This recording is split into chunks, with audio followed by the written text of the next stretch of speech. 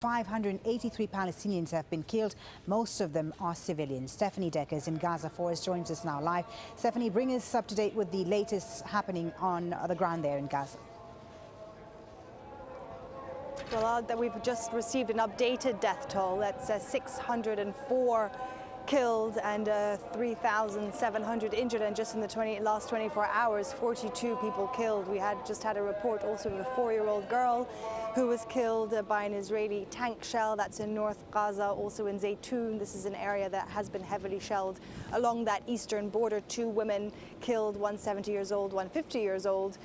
So certainly an incredibly ongoing situation here, and the people continue to flee their homes from those northern areas like Beit Hanun, Beit Lahia and Jabalia, and we know that the shelters that are here set up by the UN are already overstretched. 100,000 people already there and more coming. We visited one of those schools yesterday just to see the conditions, and they're packed, and the people there were telling us that they lack mattresses, they lack blankets, they say they get food, but it really is extremely basic conditions. We know the UN says that it needs more help, it needs more money. We have had that statement from the US that it will be giving $47 million in aid to Gaza, $47 million, but certainly it couldn't come fast enough. And also one of the girls who actually spoke English in that school was asking me, quite panicked, she said, do you think they're going to bomb this school? Do you think they'll find us here? So it just gives you an indication that even though they're supposed to be finding shelter there, people are still,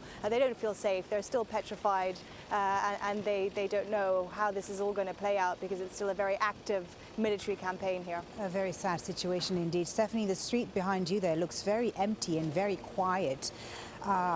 There was talk of a humanitarian pause which was rejected by Israel. Give us a sense of what's happening and why it's so quiet behind you. Well, we're on a road which is just by the seafront, actually, and you can see that it's very empty, and this is a scene that you will see across the Gaza Strip. People are staying indoors. They're very scared. This is also an area that has been heavily targeted by the Israeli Navy, which is also stationed off the shore around this area. A lot of airstrikes, a lot of targets have been hit. Just here is also where 4 young boys were killed just a few days ago as they were playing on the beach. You can hear the drones up ahead. We had an airstrike about an hour ago just very close by. So really this military campaign is affecting every area. Also in the south, Khan Yunis, Rafah, it really is all across, not just that border area. Even though that is where the tanks are stationed, we've heard that they're around 500 to 600 meters within that border.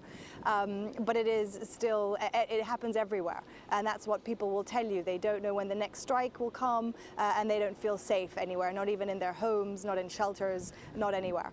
Okay, Stephanie, thank you very much for the moment. Stephanie Decker reporting there live from Gaza.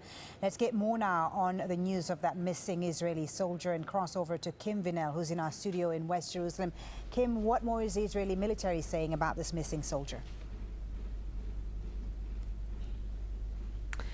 Well, this is what the Israeli military has said so far. It's told us that on Sunday, 7 soldiers were in an armoured personnel carrier and that it was severely damaged in Gaza, and that 6 bodies of soldiers have been identified, and that efforts to identify the 7th soldier are ongoing. Since then, the Israeli military has released the names of the 6 soldiers who were killed in that incident, but it hasn't mentioned any more about the 7th missing soldier. Now, it doesn't clarify whether they are working to identify a body or whether they believe the soldier may still be alive. It also doesn't clarify whether the military believes that the remains or whether the soldier has indeed been taken by any Palestinian fighters. But look, this, if it's confirmed that the remains or the soldier have been taken by Palestinian fighters, would be a huge blow for Israel. If we hark back to 2011, Gilad Shalit, an Israeli soldier, a corporal, was released in a prisoner exchange deal. More than 1,000 Palestinian prisoners were released, although some have since been re-arrested. But that was a pretty major incident. Gilad Shalit was in captivity, was held for more than 5 years, and there have also been instances of soldiers' bodies being swapped for prisoner exchanges as well. So certainly a very concerning situation from the Israeli side. Right, and also concerning, I imagine, from the Israeli side, Kim, the growing death toll. The number of soldiers killed is now at 27. What sort of impact is this loss having on the psyche of Israelis? And are we likely to see a change in strategy if the death toll also mounts on the Israeli side? Well, it's interesting actually. You go out and you talk to the ordinary Israeli and you talk to them about, what do they think about what's happening in Gaza. You ask them about the now more than 600 civilian casualties, and you ask them about their thoughts about the 27 soldier deaths, and they'll tell you, that they regret civilian casualties, they regret civilian deaths, but very much, by and large, Israelis support the Israeli government. They support the campaign in Gaza, and there are several reasons for that. One is the message, the carefully constructed message that they're always receiving. The Israeli military is constantly putting hourly updates of the number of rockets that have been fired over Israel from Gaza since the start of this operation. It will talk about the victories of the military in terms of the number of tunnels that it's found.